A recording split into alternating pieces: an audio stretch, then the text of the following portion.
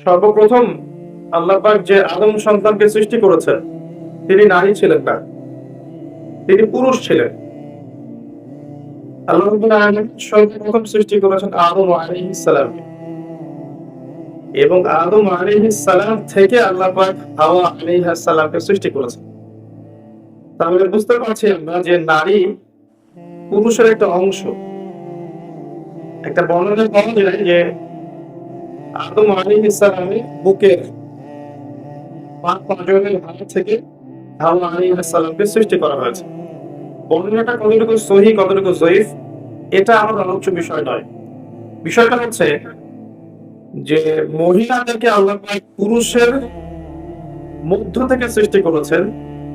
এর উদ্দেশ্য হচ্ছে পুরুষের পথ চলার এই যে সংগ্রাম, এখানে নারীরা সহযোদ্ধা হিসেবে কাজ করবে। নবী সাল্লাল্লাহু আলাইহি ওয়াসাল্লাম এটাও বলেছেন একটা হাদিসে যে তাদেরকে বক্র হাড় দিয়ে তৈরি করা হয়েছে, বাঁকা হাড় দিয়ে। তো এই হাড়টাকে তুমি যদি জোর করতে চাও তাহলে ভেঙে যাবে, জোর করে সোজা করতে চাইলে ভেঙে যাবে, আর ওই অবস্থায় ছেড়ে দিলে হাড় বাঁকাই থেকে যাবে। উত্তম নসিহতের মধ্য দিয়ে, সবরের মধ্য দিয়ে নারীদের সাথে আচরণ করতে বলা হয়েছে, কিন্তু কাজটা অনেক কঠিন। আদম আলাইহিস সালামের সহধর্মিণী ছিলেন। আমরা তাদের গল্প থেকে জানতে পারি তারা উভয়ই জান্নাতের সেই নিষিদ্ধ গাছের কাছে চলে গিয়েছিলেন, এবং আল্লাহ রাব্বুল আলামিন তাদেরকে জান্নাত থেকে বহিষ্কার করে পৃথিবীতে নামিয়ে দেন।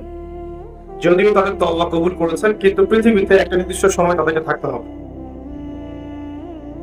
পৃথিবীতে নামিয়ে দিয়ে আল্লাহ পাক যে দিক নির্দেশনা দিয়েছিলেন সেটা হলো যে তোমরা পৃথিবীতে নেমে যাও,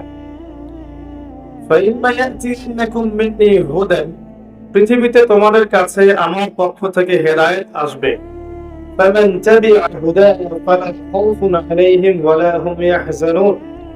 যারা আমার হেদায়েত মেনে চলবে, আমার পথ নির্দেশ মেনে চলবে, আমার কিতাব রাসূল এসব মেনে চলবে, তাদের কোনো ভয় নেই, কোনো দুশ্চিন্তাও নেই। যে জান্নাত থেকে গিয়েছো সেই জান্নাতে ফিরে আসবে ইনশাআল্লাহ তাআলা। সত্যটা কি? আল্লাহ পাক বলেছেন যুগে যুগে আমি তোমাদের কাছে হেদায়েত পাঠাবো, যারা এই হেদায়েত মেনে চলবে তাদের কোনো ভয় নেই, কোনো দুশ্চিন্তা নেই।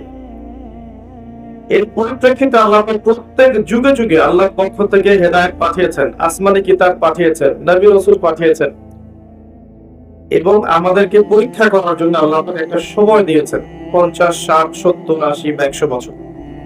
এই সময়টুকুর মধ্যে আমরা নারী পুরুষ উভয়ই যদি আল্লাহর হেদায়েত মেনে চলি, আল্লাহর আসমানি কিতাব মেনে চলি, তার নবীর আদর্শ মেনে চলি, ইনশাআল্লাহ তাআলা যেই জান্নাত থেকে এসেছি সেখানে ফিরে যাব ইনশাআল্লাহ। এটা শুধু পুরুষদের জন্য পথ নির্দেশ নয়, মহিলাদের জন্যও। তার মানে মহিলাদেরকেও কোরআন এবং সুন্নাহ মেনে চলতে হবে, কারণ কিয়ামত পর্যন্ত কোরআন এবং সুন্নাহর বাইরে শরীয়তের অন্য কোনো উৎস নেই। সত্য মিথ্যা, হক বাতিল, ন্যায় অন্যায়ের অন্য কোনো মানদণ্ড নেই। কিভাবে মানবেন কোরআন এবং সুন্নাহ? এক বাক্য উত্তর হচ্ছে কোরআনের 6টা হক আছে, আপনাকে আদায় করতে হবে। বক্তব্যের সব অংশ ভুলে গেলেও এই অংশটুকু মনে রাখার চেষ্টা করবেন। কোরআনের 6টা অধিকার আছে যেটা আপনাকে আদায় করতে হবে, আপনি পুরুষ হন বা নারী হন। কিভাবে আদায় করবেন এই চিন্তা ফিকির আপনাকেই করতে হবে। প্রথম হক হচ্ছে আপনাকে কোরআন তেলাওয়াত করে শিখতে হবে। আর কোরআন বিশুদ্ধ করে তেলাওয়াত করা অবশ্যই নিজের উপর ওয়াজিব করে নিতে হবে, এবং নিয়মিত কমপক্ষে 1 পারা করে পড়ার চেষ্টা করবেন। আপনি চেষ্টা করবেন কোরআনের কিছু কিছু অংশ মুখস্থ করার জন্য, যেমন সূরা বাকারার প্রথমের দিকের আয়াতগুলো, আয়াতুল কুরসি, সূরা বাকারার শেষের আয়াতগুলো, সূরা আল-ইমরানের কিছু আয়াত, সূরা মুলক, সূরা ইয়াসিন, সূরা কাহফের প্রথম 10 আয়াত, শেষ 10 আয়াত, সূরা ওয়াকিয়া, সূরা আর-রহমান, সূরা ফালাক, নাস, ইখলাস, কাফিরুন, বা সূরাতুল লাহব, নাসর, ইখলাস, মাউন, ফিল, দোহা, এই যে সূরাগুলো আছে যেগুলো সহজে মুখস্থ করা যায়, এরকম কিছু অংশ অবশ্যই মুখস্থ করার চেষ্টা করতে হবে। যে হৃদয় কলিজার ভিতরে কোরআন থাকে না, এটা একটা শূন্য ঘরের মতো, যে ঘরের মধ্যে কোনো ফার্নিচার নাই, কোনো পিলার নাই, কিছুই নাই, উজাড় ঘর। একটা শূন্য ঘরে থাকতে কি আপনার ভালো লাগে? কখনো লাগে না। তো কোরআন মুখস্থ করার চেষ্টা করবেন, এটা আমার নাসিহাত, এটাও কোরআনের একটা হক। আপনি যতটুকু মুখস্থ করবেন, কিয়ামতের মাঠে আল্লাহ পাক আপনাকে বলবেন অতটুকু তেলাওয়াত করতে থাকো এবং জান্নাতে তোমার স্তরে উত্তীর্ণ হতে থাকো। তুমি যেখানে তোমার তেলাওয়াত শেষ করবে সেখানে জান্নাতে তোমাকে রাখা হবে। তো আপনি যদি 1000 আয়াত তেলাওয়াত মুখস্থ করতে পারেন, আশা করা যায় জান্নাতে আপনার বাড়িটা হবে 1000 তলা। নিঃসন্দেহে এটা একটা বিশাল প্রাপ্তি, তাই না? তো কোরআন তিলাওয়াতের সাথে সাথে নিয়মিত এক পড়া করে পড়বেন, চেষ্টা করবেন, এবং কোরআনের কিছু অংশ অবশ্যই অবশ্যই মুখস্থ করার চেষ্টা করবেন। এর জন্য যদি সারাটা জীবন বিলিয়ে দেয়া লাগে, একটু মাদ্রাসায় যেতে হয়, টিচার বাসায় নিয়ে আসতে হয়, বা বেচাকারি করতে হয়, বা মহিলা শিক্ষিকার কাছে যেতে হয়, আপনারা যাবেন।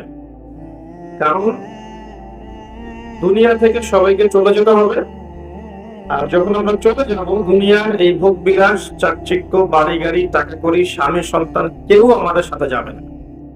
শুধু আল্লাহ আপনার সাথে ছিলেন, আছেন, থাকবে। তার নবীর আদর্শ ছিল, আছে, থাকবে। তার কিতাব ছিল, আছে, থাকবে। আমাদের সালেহ থাকবে ইনশাআল্লাহ তাআলা। প্রিয় মা ও বোনেরা, জাহান্নামের শাস্তির কয়েকটা বর্ণনা শোনাচ্ছে। নবী সাল্লাল্লাহু আলাইহি ওয়াসাল্লাম দেখে এসেছেন এক শ্রেণীর মানুষ, তাদেরকে রক্তের নদীতে ফেলে মাথা ফাটিয়ে দেওয়া হচ্ছে। নবী জিজ্ঞাসা করলেন, এরা কারা? জিবরাইল আলাইহিস সালাম বললেন, এরা হচ্ছে আপনার উম্মতের সেই সব ব্যক্তি যারা ছিল সুদখোর। সুদের মধ্য দিয়ে তারা গরিবের রক্ত চুষে খেয়েছে, এই কারণে ওদেরকে রক্তের নদীতে ফেলে মাথা ফাটিয়ে দেওয়া হচ্ছে। যে ব্যক্তি সুদ খাবে, যে সুদ দিবে, যে সুদের সাক্ষী থাকবে এবং সুদের কথা লিখে রাখবে, 4 শ্রেণীর মানুষকে আল্লাহ রাসূল সাল্লাল্লাহু আলাইহি ওয়াসাল্লাম সমানভাবে অভিশাপ করেছেন। আমরা আশা করব আপনারা সুদ খাবেন না, পরিবারের কর্তাকে সুদের দিকে উদ্বুদ্ধ করবেন না, এবং সুদী সমিতির মধ্যে নাম লেখাবেন না। আল্লাহ পাক বোঝার তৌফিক দান করুন। তিনি দেখে এসেছেন এক শ্রেণীর মানুষকে সামনে ভালো গোশত দেওয়া হয়েছে, পাশে নোংরা পচা গোশত দেওয়া হয়েছে। তারা ভালো গোশত খাচ্ছে না, পচা গোশত গুলো খাচ্ছে। নবীজি বললেন, এরা হচ্ছে, নবীজিকে বলা হলো, এরা হচ্ছে আপনার উম্মতের সেই সব ব্যক্তি যাদের বাসায় পবিত্র স্বামী ছিল, স্বামী থাকা সত্ত্বেও পরকীয়া করেছে পরপুরুষের সাথে। আর এই পরকীয়া শুধু যৌন সম্পর্কে বোঝানো হয় না, এই ফোনে কথা বলা, এই অন্যের হাজবেন্ডের দিকে মন্দ চোখ দিয়ে তাকানো, তাদের সাথে কফি খাওয়া, মেলামেশা করা, এগুলো সবই পরকীয়া বলতে। শুধুমাত্র বিছানায় যৌন সম্পর্ক নেই পরকীয়া নয়, চোখের, মনের, কথা, কানের সমস্ত জেলাই পরকীয়ার অন্তর্ভুক্ত। আমরা মা বোনদেরকে সতর্ক থাকার অনুরোধ করব। এরপর তাদেরকে শাস্তি দেওয়া হচ্ছে যাদের ঘরে পবিত্র স্ত্রী ছিল, কিন্তু তারপরেও তারা পরনারীর সাথে সম্পর্ক স্থাপন করেছিল, উভয়কে শাস্তি দেওয়া হচ্ছে। আরেক শ্রেণীকে শাস্তি দেওয়া হচ্ছে মেয়েদের বুকের মধ্যে শিক যেটা থাকে, শিকটা কি আপনারা বলেন বুঝি না আমরা, লোহার মতো বাঁকানো একটা শিক, এটা ঢুকিয়ে দিয়ে ঝুলিয়ে রাখা হয়েছে এবং জাহান্নামে আযাব দেওয়া হচ্ছে। এরা ছিল আপনার মধ্যে সেই সব ব্যক্তি যারা ওই সব নারী ছিল যারা ব্যভিচার করেছে বা জিনা করত। জিনার এই পথ পুরুষদের মাধ্যমে যতজন উন্মুক্ত হয়, নারীদের মাধ্যমে তার চেয়ে বেশি উন্মুক্ত হয়। যখন সমাজের বেশিরভাগ মেয়েরা বেপরদায় ঘোরাফেরা করবে, তখন সমাজের মধ্যে জিনা বাড়বেই, ব্যভিচার বাড়বেই, ধর্ষণ বাড়বেই, পরকীয়া বাড়বেই, এবং সমাজের যে একটা নুরানি কাঠামো থাকে, রুহানি কাঠামো থাকে, আল্লাহর প্রদত্ত এটা থাকবে না, ভেঙে যাবে। আমরা আমাদের মা বোনদেরকে অনুরোধ করব, ছোটবেলা থেকেই আপনার মেয়েকে, আপনার বোনকে পর্দা করতে শেখান। সম্ভ্রম একবার চলে গেলে এই বিশ্ব নেতারা, রাষ্ট্র নেতারা, অর্থনৈতিক নেতারা, সমাজের নেতারা কখনো সম্মানটুকু ফিরিয়ে দিতে পারবে না। আপনার আমার সম্মান আমাদেরকেই রক্ষা করতে হবে, আমাদের পরিবারের মূল্যবান আদর্শ আমাদেরকেই রক্ষা করতে হবে। এদিকে দাজ্জালের অনুসারী এবং শয়তানের অনুসারীরা গানের পাশে অনেক স্লোগান দিতে থাকবে, এই স্লোগানে আপনার কান দেওয়া যাবে না। আল্লাহ পাক বোঝার তৌফিক দান করুন, আমিন। আর অনেক শাস্তি তিনি দেখে এসেছেন যে ব্যভিচারীদেরকে এমন চূড়ার মধ্যে রাখা হয়েছে যার নিচের দিকটা প্রশস্ত, সামনের দিকটা সরু, নিচ থেকে আগুন জ্বলছে, উপর থেকে দাউ দাউ করে, আর মানুষগুলো নগ্ন অবস্থায় নিচ থেকে উপরে চলে আসছে। অনেক শাস্তি দেখেছেন যে এতিমের মাল যারা ভক্ষণ করছে ওদের শাস্তি দেখেছেন যে তারা বড় বড় আগুনের এক একটা দলা এগুলো নিয়ে গিলছে, পেটের ভিতর চলে যাচ্ছে, পিছনের পথ দিয়ে বের হয়ে যাচ্ছে। যারা সালাত আদায় করতো না তাদের শাস্তি তিনি দেখে এসেছেন যে তারা শুয়ে আছে এবং মাথার উপরে দুইজন ফেরেশতা দাঁড়িয়ে আছে, তাদের হাতে বড় বড় পাথর আছে, এই পাথর দিয়ে তারা মাথা ফাটিয়ে দিচ্ছেন, মাথাটা চূর্ণ বিচূর্ণ হয়ে যাচ্ছে এবং সেই পাথরটা ছিটকে অনেক দূরে চলে যাচ্ছে। এরপর সেই পাথর তারা আবার আনতে যাচ্ছে, এই ফাঁকে এই মাথাটা আবার আগের জায়গায় চলে আসছে, আবার পাথর এনে আবার মাথার উপরে আঘাত করে মাথাকে চূর্ণ বিচূর্ণ করা হচ্ছে। কাদের শাস্তি? যারা ফরজ নামাজ পড়তো না, ঘুমিয়ে থাকতো। নবী সাল্লাল্লাহু আলাইহি ওয়াসাল্লাম বলেছেন, চারটা কাজ যদি কোনো মেয়ে করতে পারে জান্নাতে যাওয়ার জন্য দরজা আল্লাহ খুলে দেবে ইনশাআল্লাহ। মাত্র চারটা কাজ কোন নারী যদি করতে পারে তার জন্য আল্লাহকে জান্নাতে চারটা দরজাই খুলে দেবে ইনশাআল্লাহ। যে দরজায় ইচ্ছা সে প্রবেশ করতে পারবে। তার প্রথম কাজ হচ্ছে যেই নারী 5 ওয়াক্ত সালাত আদায় করে। কতজন মেয়ে এখন 5 ওয়াক্ত সালাত পড়ে নিজেরাই ভেবে দেখেন, সালাতের নিয়ম কানুন জানে কিনা ভেবে দেখেন, ওযু ঠিক মতো করতে পারে কিনা ভেবে দেখেন, সালাতের ফরজ ওয়াজিব কোনটা, সুন্নাহ কোনটা, মুস্তাহাব জানে কিনা এটা ভেবে দেখেন। জীবনে কোনোদিন সালাত শিক্ষা একটা বই পড়েছে কিনা এটাও ভেবে দেখেন। স্কুল কলেজ ইউনিভার্সিটিতে পড়েছে 20 বছরের মতো, একটা নামাজ শিক্ষার বই পড়েছে কিনা ভেবে দেখেন। এই মেয়ে কি বিনা হিসেবে জান্নাতে যাবে? আপনার কাছে ক্লিয়ার হবে। দ্বিতীয় কাজ বলেছেন নবী সাল্লাল্লাহু আলাইহি ওয়াসাল্লাম, যেই নারী 5 ওয়াক্ত সালাত আদায় করে এবং রমজান মাসে রোজা রাখে। রমজান মাস কি সেটাই তো জানেন না।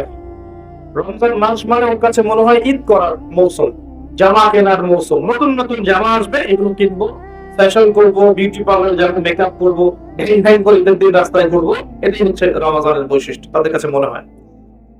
অথচ চোখের পানি ঝেড়ে দিয়ে সিজদায় পড়ে থাকতেন, জায়নামাজে পড়ে থাকতেন। এমনকি নবী সাল্লাল্লাহু আলাইহি ওয়াসাল্লামের সঙ্গ দেখা যেত কোনো কোনো ক্ষেত্রে পাওয়া সম্ভব হতো না। আমাদের নবীজি তখন আল্লাহর ধ্যানে এবং ইবাদতে বেশি ব্যস্ত থাকতেন। কোথায় সেই মেয়েরা এখন? রমজান মাসে 30টা রোজা রাখবে, পাশাপাশি তাহাজ্জুদে দাঁড়িয়ে, কিয়ামুল লাইলে দাঁড়িয়ে, তারাবির সালাতে দাঁড়িয়ে আল্লাহর সামনে চোখের পানি ঝাড়বে। চোখ দিয়ে পানি ঝরানো একটা সৌভাগ্য। আল্লাহ সবাইকে চোখ দিয়ে পানি আসা একটা সৌভাগ্য, যেটা আল্লাহ সবাইকে দেন না।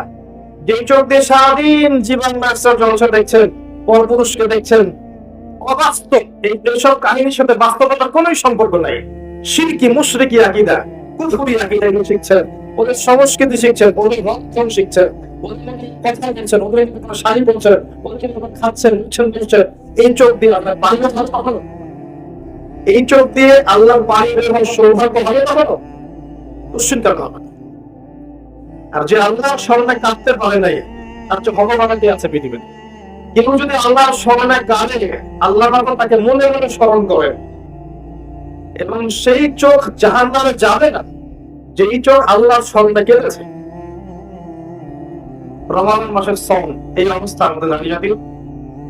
তারপর দেখবেন তৃতীয় কাজ নবীজি বলেছিলেন, যারা লজ্জাস্থানের হেফাজত করতে পারবে, নামাজের সাথে রোজা, এরপর লজ্জাস্থানের হেফাজত করতে পারবে, তার মানে খাস পর্দা করতে পারবে।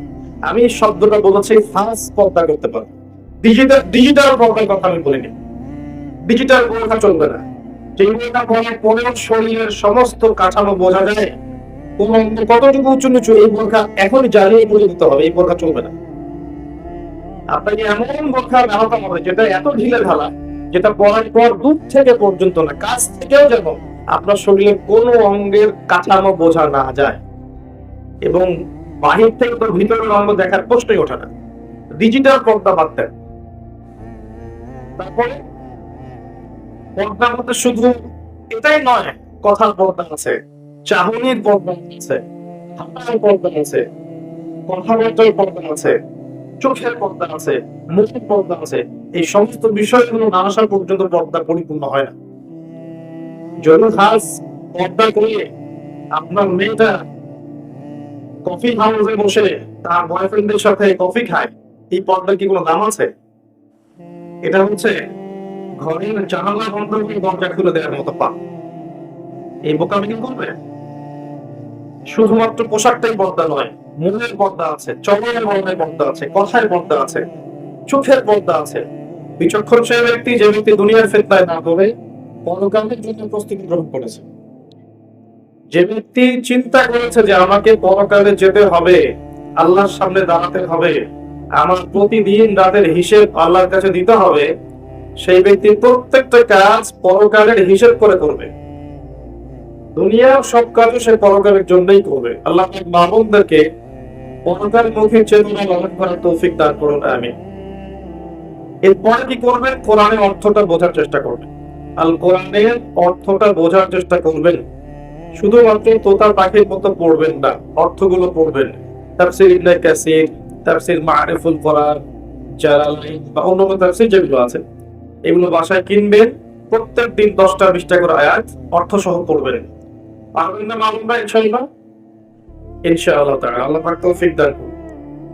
এরপর কি করবেন? আল কোরআন হকের মধ্যে আছে আদেশ মেনে চলবেন। কোরআনে যে আদেশগুলো আল্লাহ পাক করেছেন এইগুলো মানার চেষ্টা করবেন। যেমন আল্লাহ পাক তাওহীদের উপর থাকতে বলেছেন, সুন্নতের উপর থাকতে বলেছেন, পর্দা করতে বলেছেন, নামাজ 5 ওয়াক্ত পড়তে বলেছেন, অর্থ সম্পদ থাকলে যাকাত দিতে বলেছেন, দান সদকা করতে বলেছেন, রমাদান মাসে রোজা রাখতে বলেছেন, সামর্থ্য হলে হজ উমরা করতে বলেছেন। এগুলো করবেন। যেগুলো কোরআনের আদেশ সেগুলো পালন করবেন। একই সাথে কোরআনের যে নিষেধগুলো আছে এগুলোকে ছেড়ে দিবেন। শুধু আদেশগুলো মানবেন, নিষেধ বর্জন করবেন না, এমন আদর্শ লালন করবেন না। নিষেধগুলো বর্জন করবেন। যেমন শিরক করবেন না, বেদাতি কোনো আমলে লিপ্ত হবেন না, সুন্নতের খেলাফ কিছু করবেন না, হারাম খাবেন না, বিপর্দায় চলবেন না, মিথ্যা বলবেন না, প্রতারণা করবেন না, গীবত করবেন না, চগলখড়ি করবেন না, ব্যভিচার করবেন না, ইত্যাদি যে কথাগুলো আছে কোরআনে নিষেধ, এগুলো অবশ্যই বর্জন করতে হবে। যারা শুধু আদেশ মানে নিষেধ বর্জন করে না, তাদের শাস্তি সম্পর্কে আল্লাহ পাক কোরআনে কি বলেছেন শুনুন।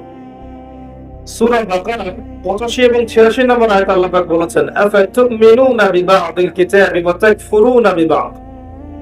তবে কি তোমরা কোরআনের কিছু অংশ মানো আর কিছু অংশকে মানো না? আল্লাহ কষ্ট করছেন আপনাকে। তবে কি তোমরা কোরআনের কিছু অংশকে মানো এবং কিছু অংশকে মানো না? মানে যেগুলো আদেশ সেগুলো মানছেন, নিষেধগুলো বর্জন করছেন না, বা যেগুলো সহজ সেগুলো করছেন, কঠিনগুলো করছেন না। এমন যদি আদর্শ থাকে, আকীদা থাকে, আল্লাহ বলেন ফামা জাযাউ মান ইয়াফআলু যালিক ইল্লা খিজিয়ুন ফিল হায়াতিদ দুনিয়া।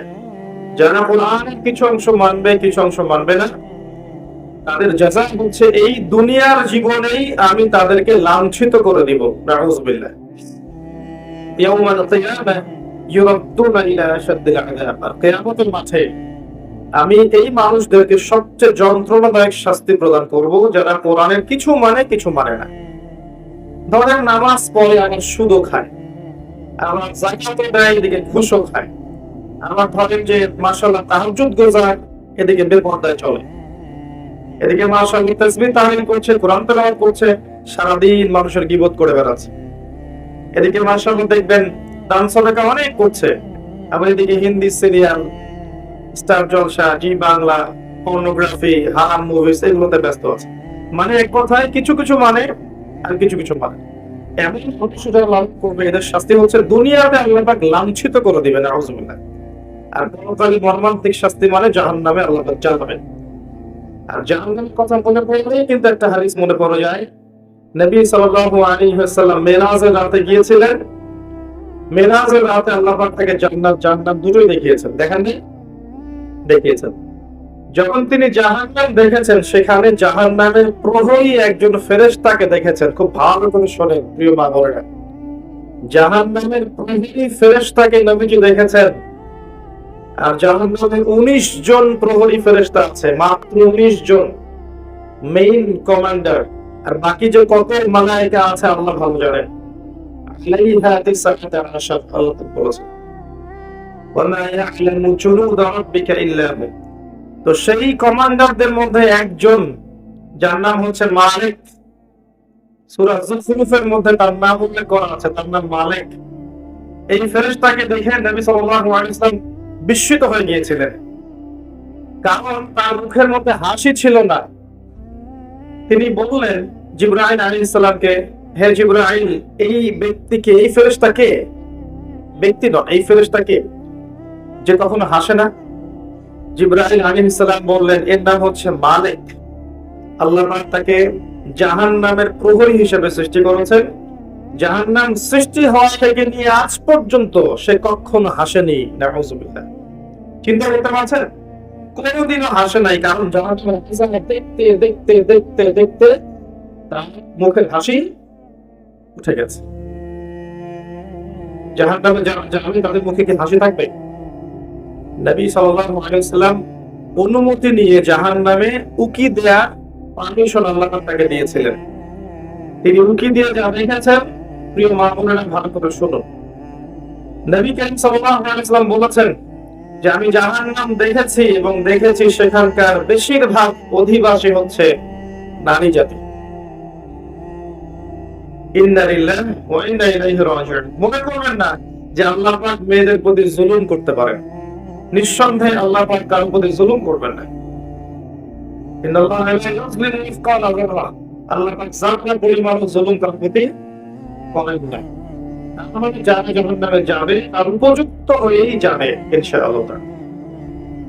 আরেকটা বিষয় হচ্ছে, এই হাদিসটা শেষ জামানার মহিলাদের জন্য খাস।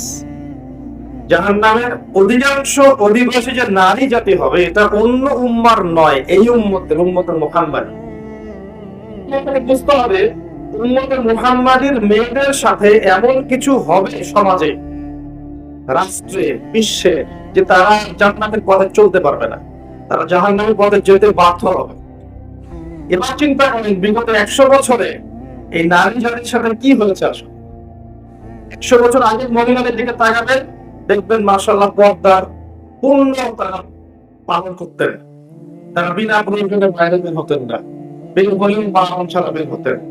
তারা স্মার্টফোন এত বেশি চালাতেন না, ইউটিউবে সময় দিতেন না, সিরিয়াল দেখতেন না, এত বেশি গীবত করতেন না, এত বেশি তহমত করতেন না, এত বেশি পতিতালয় ছিল না, এত বেহায়াপনা ছিল না। এই নারী পুরুষের পোশাক পরে রাস্তায় হাঁটতো না। নারীরা সমধিকার নামে সমস্ত জায়গায় পুরুষের পাশে ফ্রি মিক্সিং এ বসে যেত না। 100 বছর আগে এই সংস্কৃতি ছিল না। 100-200 বছর থেকে দেখবেন নারী পুরুষ আর পুরুষ নারীর কোনো পার্থক্য নাই।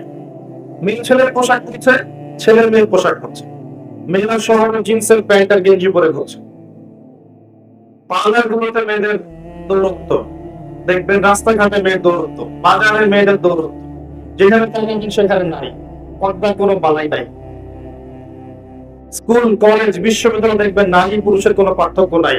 ফ্রি মিক্সিং, ছেলে মেয়ে খোলামেলা মেলামেশা করছে এবং ব্যাপক জেনা ছড়াচ্ছে, ব্যাপক ধর্ষণ হচ্ছে, সংসার ভেঙে যাচ্ছে, পরকীয়া হচ্ছে, দুনিয়ার সিরিয়াল নিয়ে তারা ব্যস্ত হয়ে আছে। এবং এর পাশাপাশি কতটুকু আল্লাহকে সময় দিচ্ছে আপনারা ভালো জানেন। এর পাশাপাশি উল্টা দিকে নাই কোরআনের আলো, নাই মাদ্রাসায় পড়াশোনা, না আছে তাদের পিছনে মেহনত, না আছে এই মেয়েদেরকে আপনার দিনের পথে নিয়ে আসার কোন প্রচেষ্টা, না আছে 5 ওয়াক্ত সালাত, না পরিবারের পর্দা, না ইসলামী অনুশাসন বা সংস্কৃতি, এগুলো ঠিক আছে। এর ফলশ্রুতিতে বিগত 100 বছর আপনি দেখবেন নারীরা জাহান্নামে যাওয়ার উপযুক্ত হয়েছে বলেই আল্লাহ রাসূল সাল্লাল্লাহু আলাইহি ওয়াসাল্লাম দেখে এসেছেন কিয়ামতের মাঠে এবং জাহান্নামের এই গহ্বরের মধ্যে নারীদের সংখ্যা হবে বেশি। তাছাড়াও আরো কারণ আছে, পুরুষদের তুলনায় মেয়েদের সংখ্যা বেশি। এটা একটা কারণ যে মেয়েরা জাহান্নামে বেশি যাবে। আরেক শ্রেণীর মানুষ জাহান্নামে বেশি যাবে, তারা হচ্ছে উদ্ধত এবং অহংকারী। যারা উদ্ধত এবং অহংকারী, এই মানসিকতা, এদেরকে যারা জাহান্নাম পূর্ণ করবে।